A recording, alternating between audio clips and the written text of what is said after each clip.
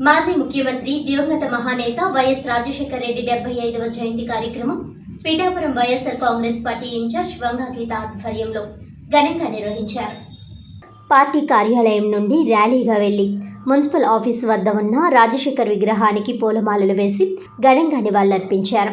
అక్కడి నుండి అగ్రహారం, ఇందిరానగర్, పాత బస్టాండ్ వద్ద ఉన్న రాజశేఖర్ రెడ్డి విగ్రహాలకు పూలమాలలు వేశారు. అనంతరం స్థానిక ప్రభుత్వ ఆసుపత్రిలో రోగులకు పండ్లు పంపిణీ చేశారు. ఈ సందర్భంగా ఆమె మాట్లాడుతూ, ఒకప్పుడు వరుణుడు కరుణిస్తే తప్ప మెట్ట ప్రాంతం రైతులు నాగలి పట్టలేని దుస్థితి ఉండేదని, రాజశేఖర్ రెడ్డి ముఖ్యమంత్రి అయిన తర్వాత మెట్ట నేలలో 2 పంటలు పండుతున్నాయని కొనియాడారు. ఈ కార్యక్రమంలో నాయకులు, కార్యకర్తలు తదితరులు పాల్గొన్నారు.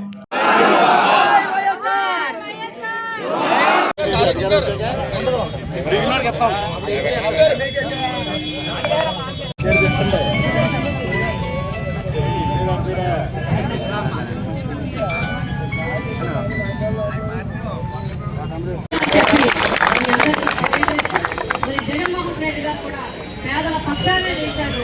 పేద వర్గాల పక్షానే నిలడం జరిగింది. అందరికీ కూడా మంచి చేయాలి. పేదవాడు మన దగ్గరికి రావడం కాదు, పేదవాడి ఇంటికి వెళ్ళి అన్ని చేయాలని పెట్టిన మొట్టమొదటి ముఖ్యమంత్రి మన ఆ రోజు మరి అన్ని కార్యక్రమాలు ఆలోచన చేసింది జగన్మోహన్ రెడ్డి గారు అని చెప్పి మీ అందరికీ తెలియజేస్తూ